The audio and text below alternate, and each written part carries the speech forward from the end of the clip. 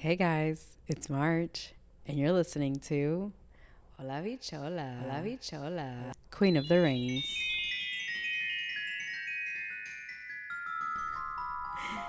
All right, welcome back everyone to episode 4 of Queen of the Rings. I'm so happy you're here with me. I'm happy to be here too. Okay, so let's just get right into it. So we're opening back at Numenor, and the queen is giving an audience to all of the new babies born in the region. And you can kind of tell that there's kind of this loom, impending doom happening. And it turns out that all of this water is rushing into Numenor. And I'm just thinking, ma'am, give the baby back. There is water rushing onto Numenor. And then thank goodness it was all just a dream. But nonetheless, why is she holding on to a baby while this tsunami is heading her way? I would think she would give the baby off first and then stare off into the window, but no, she's holding on to this baby that isn't even hers. It's just, you shouldn't let other people hold your baby. Just take note. Don't let other people hold your baby. And so now we're outside and we're hearing elf lover, elf lover, elf lover, and it's the townsmen giving fear-mongering conversations or fear-mongering talks amongst everyone else who doesn't understand what's going on. And they're telling them that the elves are coming to take their jobs and take their land and take their work and take their food. And it's like, the elves are coming. Ugh, why are you so stupid? Anyway, the king makes this opportunity the best opportunity he can and makes a whole grand speech about how they're all men and the elves can never take their jobs and never take their lands and their food. And they're all clapping for him, and he's feeling so good about his talk, and he's at the top of the steps of this Colosseum, and he's talking to everyone. And I just thought, these extras are so PG-13. They're all just awkwardly smiling and looking and almost kind of waiting for the next scene. They're looking at each other and they're like, oh, who am I supposed to be looking to? And they're like, yeah, that's right. Yeah, we love the king.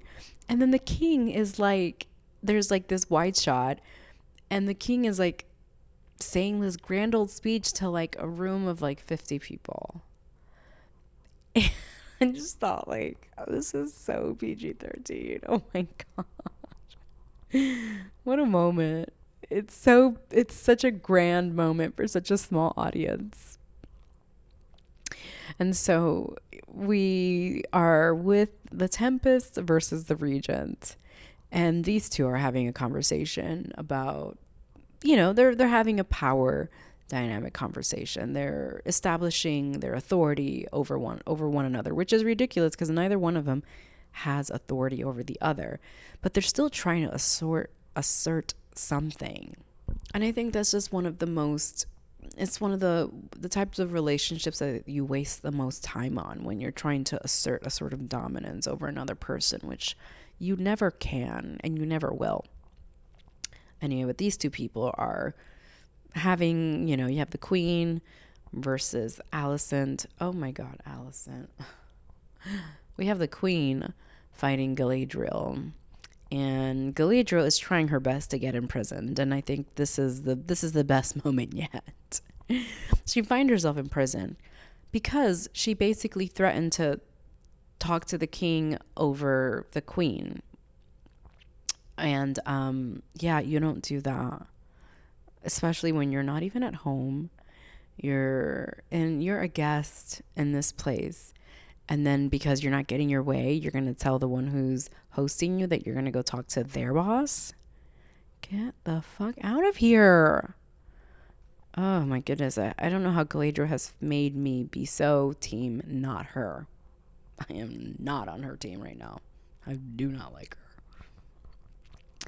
So now we're with Incendil and his company, and he's kind of in a daydream, And then he finds himself not curling a log with the rope, then gets him and his buddies all out off of like the boat squad. And the biggest moment for me in this scene was just how much acting the curly haired guy was doing. And you know what I'm talking about. That wig on his friend, the curly hair, like little trapo, is like we like to say, like a little trapito, a little rag, a little mop or something. I don't know. I think that wig was doing more acting in this scene than the acting in this scene.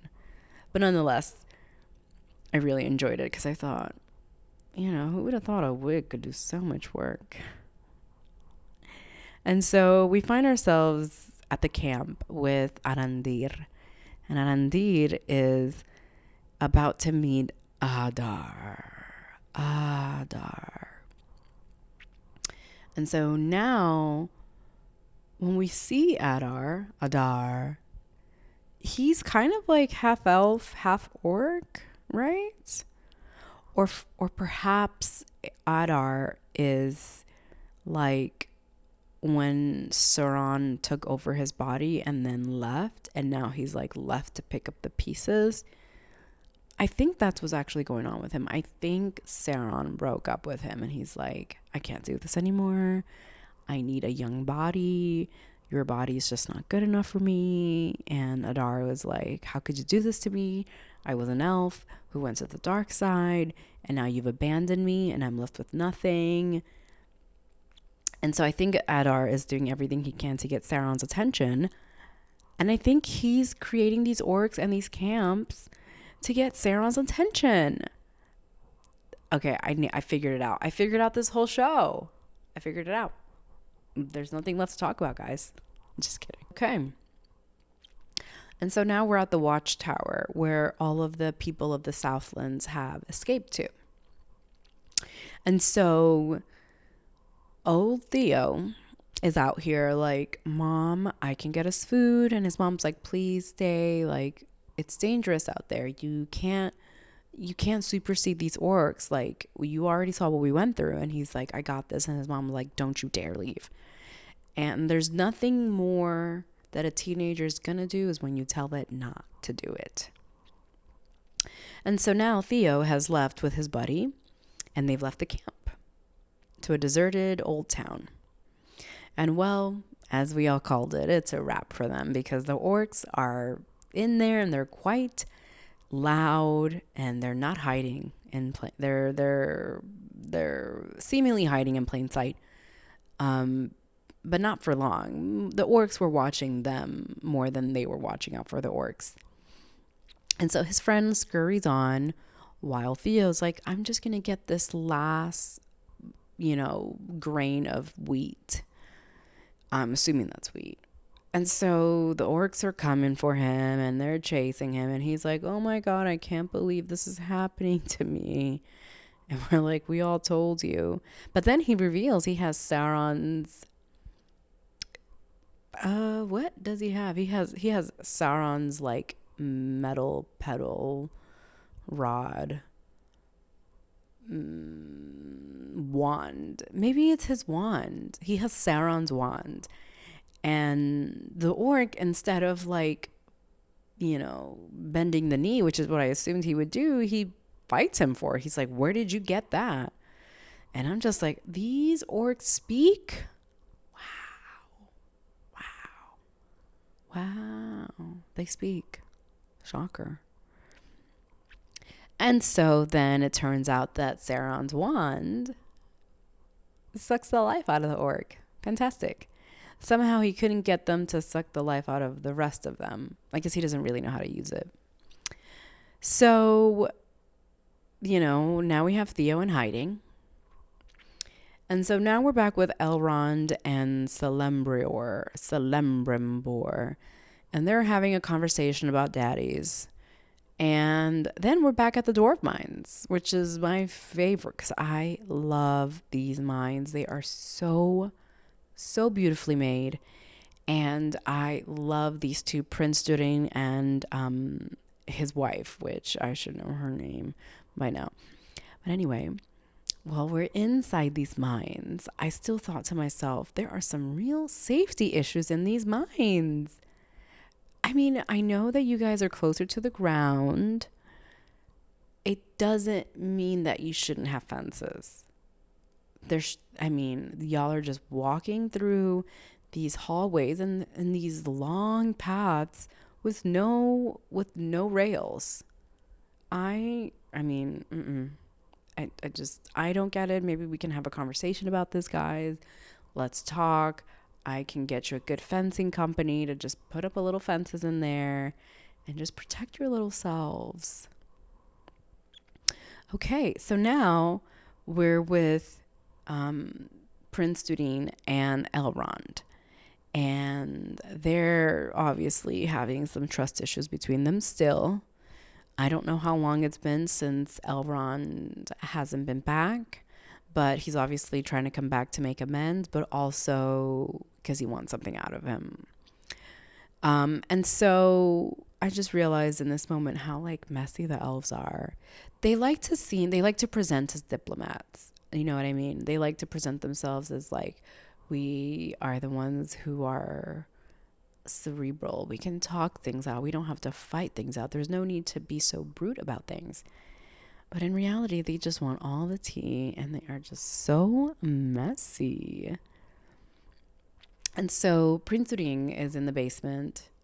In the basement, oh my God. I mean, you could think of it as a basement. And he's in the basement and Elrond discovers where he's at. And so they're talking about this quartz called Misareth.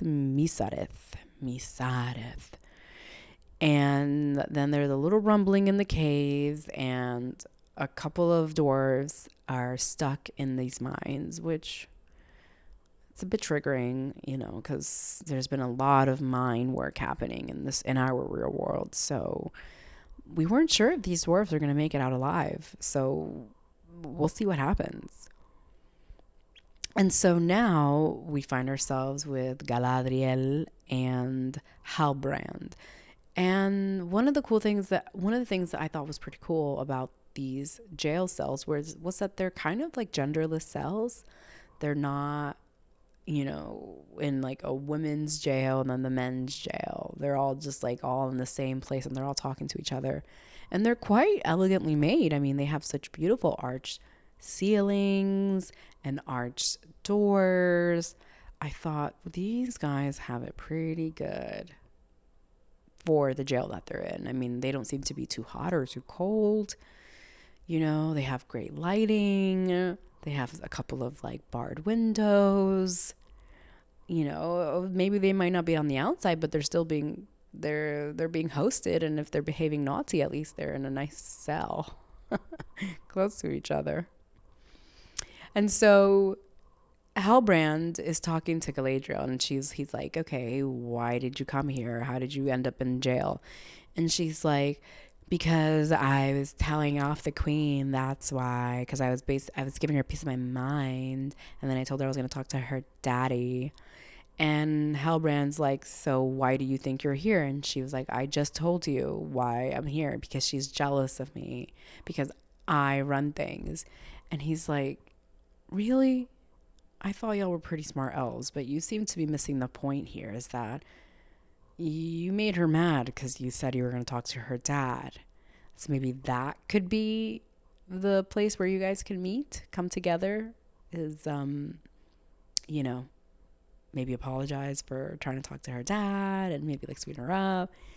And she's like, I never thought of that. And I'm just like, okay, this is PG-13. Got it. Okay, because like, you don't think when you said you were going to supersede her and then maybe talk to her dad that would have made her mad? You think just the fact that you spoke your mind? You know what? I'm just not going to say anything. I'm not going to say it. Okay. So then in this moment, I don't know if you guys remember in Austin Powers, for anybody who's watched Austin Powers 3, I think. Or not Austin Powers 3. Austin Powers, The Spy Who Shagged Me. So that was number 1.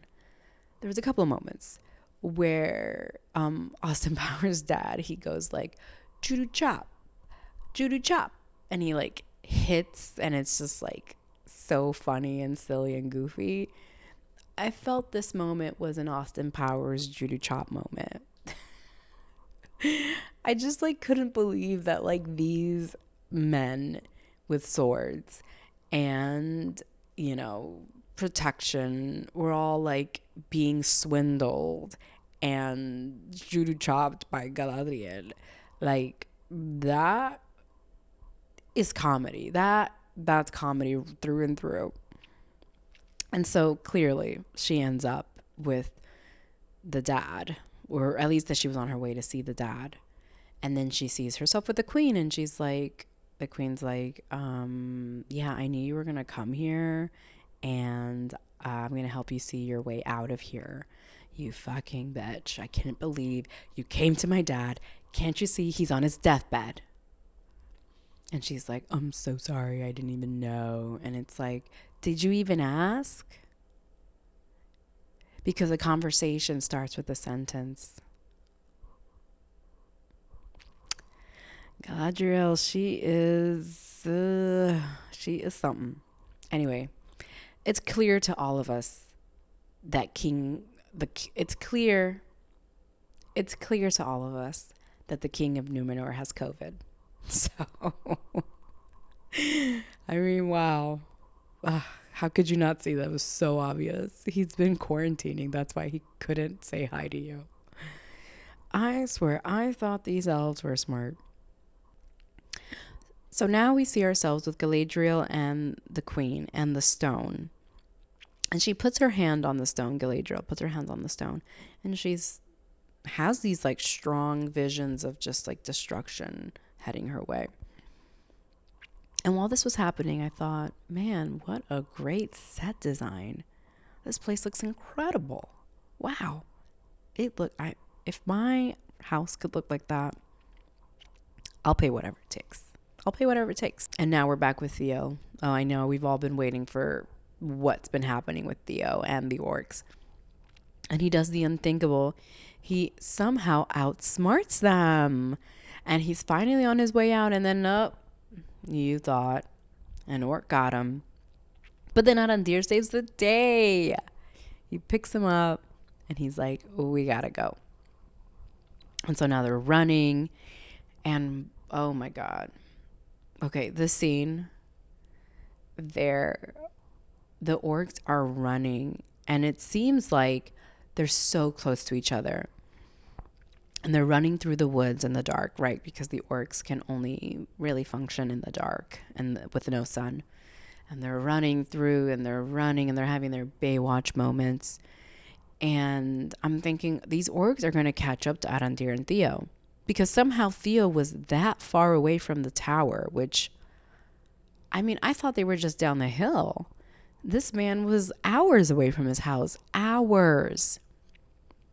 Well, they're running through these things. They finally catch up to the mom, or the mom finally catches up to them.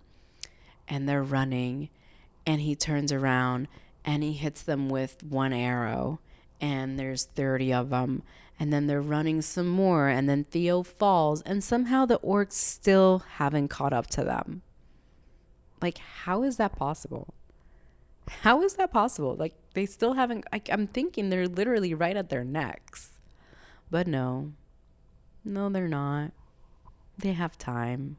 Because they're very far away from each other in a very close frame.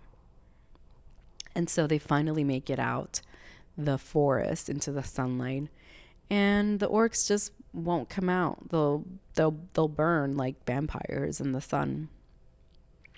And so now we find ourselves with the queen still sending off Galadriel.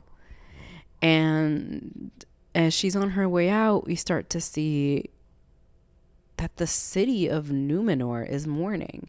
Not the people, but the plants. The plant life is mourning. And it starts to shed white tears, I think. It's the Valera's petals start to weep. And you can just see how sad and how bad of a decision this is. Numenor, the land, does not agree with this shipping off of this elf. And so then the queen has a change of heart. All it takes is plant life to change your heart. And so, now the queen's like, we're going to stick with this elf girl, Galadriel. We're going to go with her to the Southlands and defend her friend's home and fight Sauron. And there's a war, and who's going to join us? And let me tell you something, they all serve. They're all serving. And that's the episode. That's where we leave off. We leave off with a lot of, it starts off low, and then in the middle it peaks at the high, and now we're back at the low-ish part where it seems like the queen's unstable and can't make up her mind. Or maybe she lets go of her pride and decides, you know what, this seems like this problem is going to be all of our problem, which, when evil is looming the way Sauron is looming, it becomes everyone's problem. So ultimately, I am pretty glad the queen changed her mind, but Galadriel really needs to change her fucking attitude. I'm sick of her shit. She could be a little nicer, a little bit more humbled, or at least a little bit more like, soft in her approach for needing to be defended. I don't know. Is that problematic of me to, you know what? I don't know. Whatever. At the end of the day, I still feel like Galadriel's attitude needs to change if she wants me to be on her side, if she wants me to root for her, because I will not root for her, not one bit, if she keeps this attitude up. Anyway, guys, let me know what you think. Are you Team Galadriel? Are you Team Numenor? Are you Team Queen? Are you Team Sauron? I'm actually Team Sauron right now. I feel like he's kind of winning, and he is serving just by being able to bounce on anybody that he wanted to. I mean, the man or the thing, it is going to live forever at that point. So I think my money's on that guy. Anyway, thank you so much for listening. If you have any questions or comments, hit me up on hbxpod@gmail.com. You can find me on Instagram at hbxpod and on TikTok at Hola Bichola. And until next time, adios.